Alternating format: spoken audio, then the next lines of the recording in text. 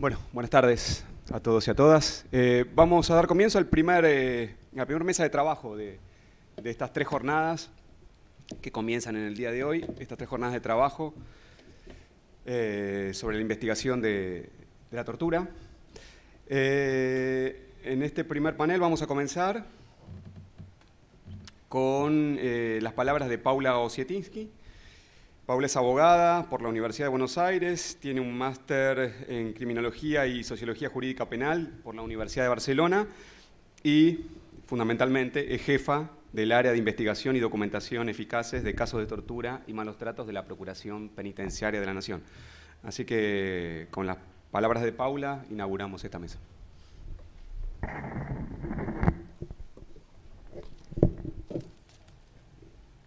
Bueno, gracias. Buenas tardes a todos y a todas.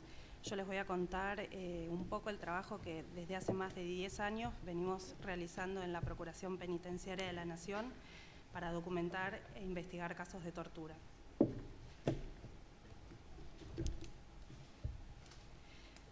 Bueno, me parece importante comenzar diciendo que en el año 2007, desde la Procuración Penitenciaria de la Nación, se llevó adelante una investigación sobre tortura y malos tratos en cárceles federales, de la cual derivó el libro Cuerpos Castigados.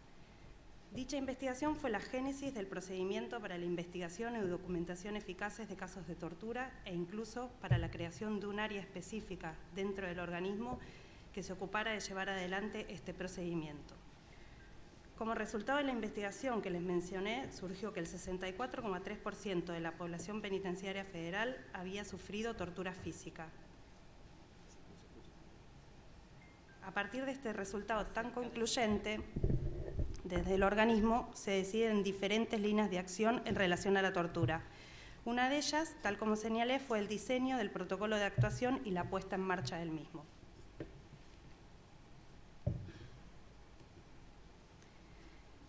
La hipótesis con la que se trabajó en la investigación fue que la pena de prisión es y se despliega en gran medida como pena corporal, a través de prácticas penitenciarias violentas o vejatorias, malos tratos físicos y torturas sobre las personas encarceladas. Estas prácticas regulares y sistemáticas responden a estrategias de gobernabilidad de carácter claramente institucional. Con estos resultados tan categóricos desde el organismo, solo restaba pensarse líneas de acción directas en pos de combatir la tortura, considerando este tipo de labor como eje prioritario de un organismo de derechos humanos con características como las que posee la Procuración Penitenciaria.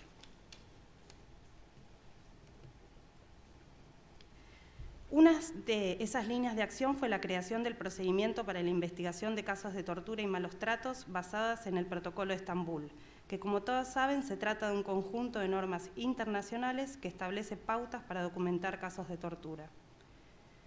A partir de la aplicación del procedimiento, la información obtenida ha nutrido tanto al Registro Nacional de Casos de Tortura como a las bases de datos que lleva adelante el equipo de estadísticas y bases de datos del organismo.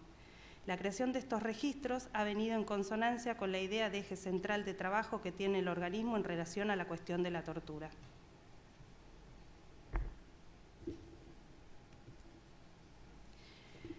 Los objetivos de este procedimiento son adoptar con celeridad y eficacia medidas para la protección de los derechos de las personas víctimas de tortura. En este sentido, es importante poner el eje en la celeridad y eficacia. En muchos casos, si no se actúa con la rapidez necesaria, las lesiones que podrían ser prueba en una causa judicial podrían desaparecer. Desde el área, una vez que el investigador obtiene el consentimiento informado por la víctima para ser examinado por un médico, se da inmediato aviso para que a más tardar en el término de 24 o 48 horas concurra un profesional de la salud a realizar el examen médico. Otro de los objetivos es conocer, dilucidar y documentar la mayor cantidad de casos posibles de tortura. Sin perjuicio de los datos que pudieran arrojar los registros, es importante recordar que la tortura tiene diversas estrategias de encubrimiento. Por ejemplo, a través de la amenaza a las víctimas o la naturalización de los hechos por parte de quienes la padecen. Es decir, que podemos hablar de una cifra negra que puede disminuirse a través de la aplicación eficaz del procedimiento, permitiendo romper una proporción significativa de la invisibilización de las acciones que genera la institución carcelaria. Podemos afirmar entonces que la documentación permite caracterizar y dimensionar el fenómeno, generando información para analizar la sistematicidad de este tipo de prácticas ejercidas por personal penitenciario dentro de las unidades carcelarias federales. Otro de los objetivos es determinar la responsabilidad de las personas implicadas. El procedimiento pretende recabar información respecto de hechos de tortura a fin de formular una denuncia penal o realizar un informe con reserva de identidad dependiendo de cuál sea la voluntad de la víctima. En el primero de los casos se le da intervención al Poder Judicial, que es quien tendrá a cargo la tarea de determinar las responsabilidades institucionales.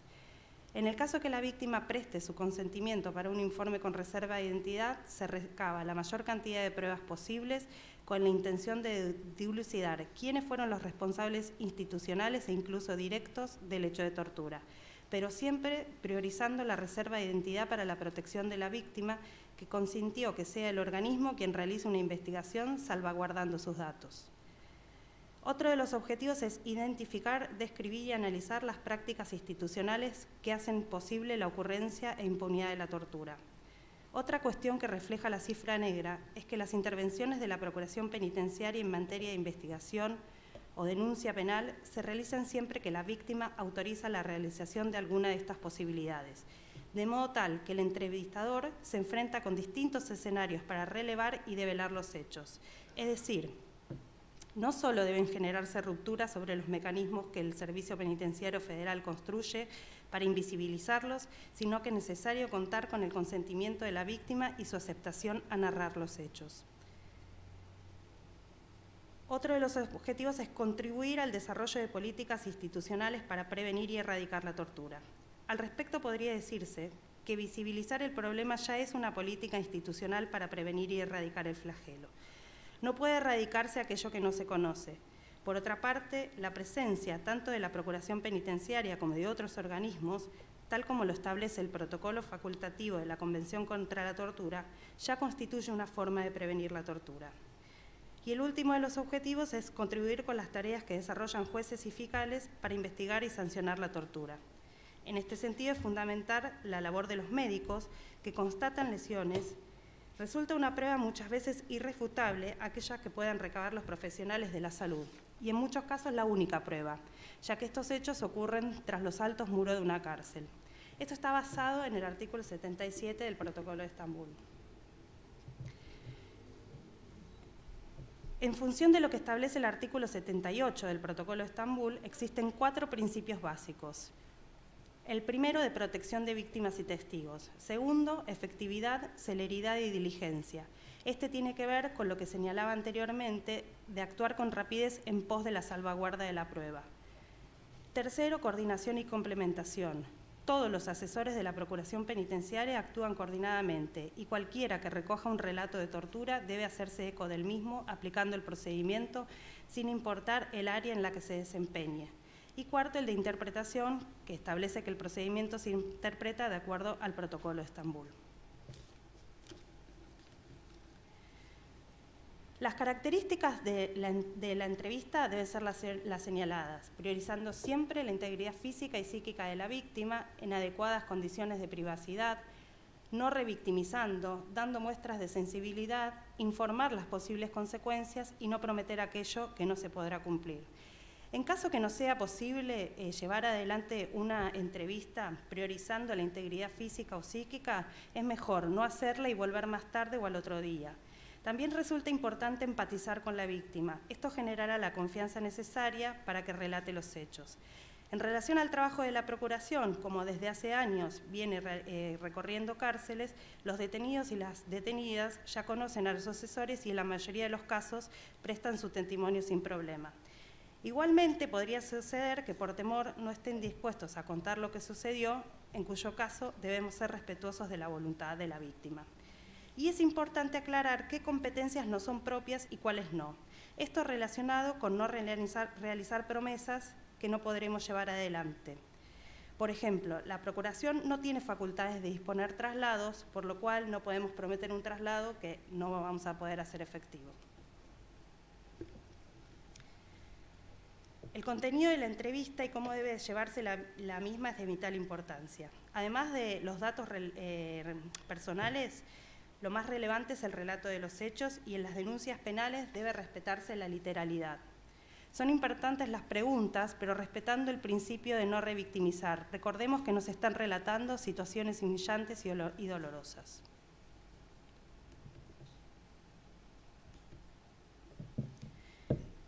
De acuerdo a lo establecido en el artículo 64 del Protocolo de Estambul, tanto la víctima como el entrevistador suscriben conjuntamente un consentimiento informado. Las opciones previstas son la realización de una denuncia penal, un informe con reserva de identidad y un examen médico y registro fotográfico. En caso que la víctima consienta a realizar una denuncia penal y tiene lesiones que den cuenta de la tortura que sufrió, es importante que el médico concurra con la mayor celeridad posible a examinarla, ya que el informe que realice el galeno constituirá prueba relevante en la causa que se tramite. La visita del médico cumple un doble objetivo. Primero, constatar las lesiones que pudieran existir. Y segundo, la presencia de un funcionario del organismo como método de protección y o prevención. Posteriormente, habrá nuevas visitas por parte de otros funcionarios que tendrán el mismo objetivo. En caso que la víctima consienta la realización de un informe con reserva de identidad, el investigador tendrá a cargo la tarea de dilucidar los hechos y posibles responsables. Para ello se remiten una serie de notas al Servicio Penitenciario Federal, se entrevista a testigos y se recaba todo tipo de información que pudiera resultar de utilidad para la investigación. En cuanto a las represalias que pudiera sufrir la víctima, el mismo formulario de consentimiento informado cuenta con la leyenda: soy consciente de que en caso de presentarse la denuncia penal es posible que sufra presiones o malos tratos por parte de los autores del hecho o de otras personas. Y también sé que si bien la Procuración Penitenciaria puede impulsar la adopción de medidas para mi seguridad, dicho organismo no está en condiciones de garantizar mi protección. Esto tiene que ver con dejar claro cuáles son las competencias del organismo y no comprometerse con cuestiones que no podrán hacerse efectivas.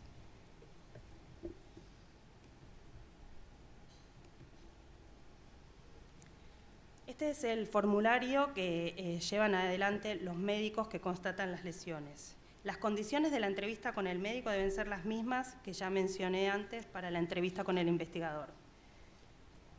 Del examen médico hay un punto fundamental, que es relevar si existe correlación entre el relato de los hechos y las lesiones constatadas. Este punto es de vital importancia como prueba, así como a qué obedecen las lesiones cuando, por ejemplo, del relato surge que la víctima fue golpeada con algún tipo de objeto contundente.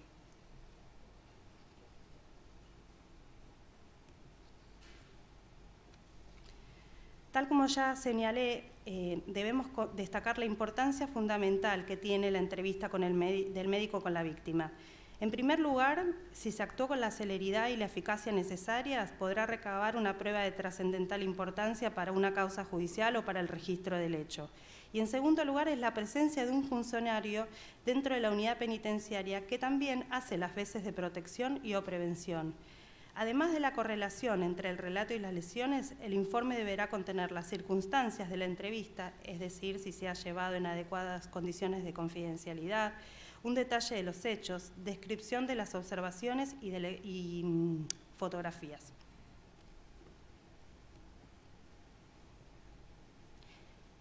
El formulario médico que utilizan los profesionales de la salud del organismo para constatar lesiones fue diseñado en base a las pautas que establece el Protocolo de Estambul. Es importante llevarlo a cabo con rigurosidad y exhaustividad. Según lo dice el Protocolo de Estambul, existe un vínculo claro entre los derechos humanos y el principio de ética de atención a la salud. La premisa fundamental de toda ética de atención a la salud es el deber fundamental de actuar siempre en el interés del paciente, sean cuales fueren las limitaciones, presiones u obligaciones contractuales. Estos sigue siendo el formulario utilizado por los médicos para constatar lesiones.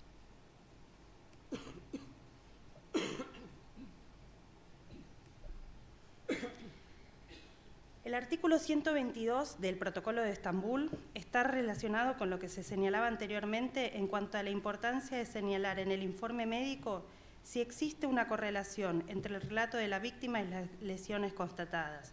Por otra parte, este artículo señala la importancia de visibilizar las consecuencias físicas y o psíquicas que deja la tortura, lo que no hace más que reforzar aquello que he venido sosteniendo en cuanto a la importancia de la labor médica en estos casos.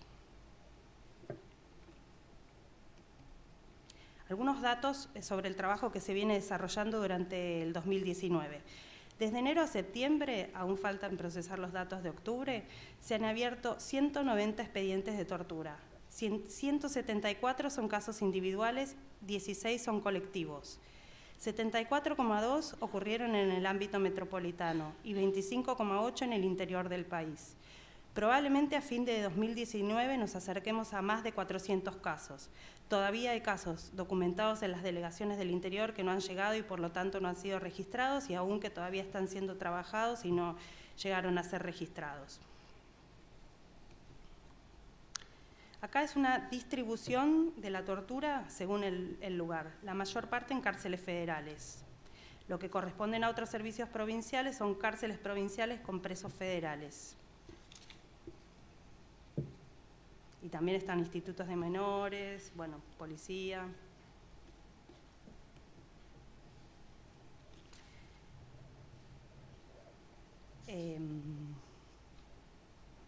El total de las víctimas entre casos colectivos e individuales son 251 víctimas, de las cuales 119 consintieron realizar una denuncia penal, 28 padecieron tortura en más de una oportunidad. Esto es un detalle de las víctimas por cárcel, a la cabeza del Complejo Penitenciario Federal número 1 de Seiza, que desde hace años viene a la cabeza. Esta es un poco la evolución histórica a la que hacía mención el Procurador Penitenciario Adjunto interino. Comenzamos en el 2009 con 198 casos, tuvimos 558 en el 2018 y llegamos al récord en el 2014 con 820 casos.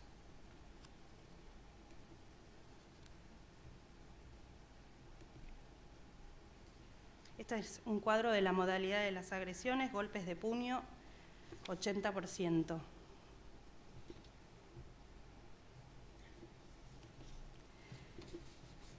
Posturas de sometimiento, que en muchos casos agrava la tortura, estando de espaldas y en el piso a la cabeza. Me apuro porque me acaban de decir que me queda poco tiempo. Este es un relato relevado por uno de los investigadores, donde se ve claramente, además del relato de los golpes, las posturas de sometimiento a las que hacía referencia.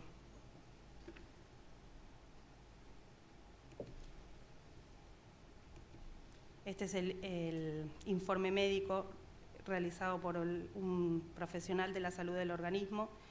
Ahí se ve si existe correlación entre el relato y las lesiones, una descripción de las lesiones, si se realizó en adecuadas condiciones de confidencialidad. Y estas son algunas de las fotos que tomó el médico cuando realizó el informe. Este es otro relato, es del 8 de marzo del año pasado en la cárcel Complejo Penitenciario Federal número 4 de mujeres, donde en consonancia con lo que estaba pasando afuera, las mujeres realizaron una medida de fuerza reclamando el pago de unas horas y por tanto fueron reprimidas. Y acá algunas de las fotos de las lesiones que se recabaron de ese relato. Para terminar, quiero decir que si bien la violencia dentro de los espacios de encierro no solamente se hace presente a través de la tortura y los malos tratos, debemos reconocer que es una de las formas más terribles de desplegarse y por eso resulta uno de los ejes fundamentales de trabajo que se lleva adelante desde el organismo. Sabemos que erradicar estas prácticas no son tareas sencillas, pero entendemos que visibilizar aquello que se esconde tras los altos y oscuros muros de la cárcel es un paso para comenzar a andar el camino. Finalmente, quiero mencionar al equipo que con mucho compromiso cada día le pone el cuerpo y el alma al trabajo que se desarrolla en el área. Ellos son Gabriela López, Sonia Cuesta, Santiago Sagastume y Mauricio Balbachán, quien me ayudó mucho con este PowerPoint. Gracias.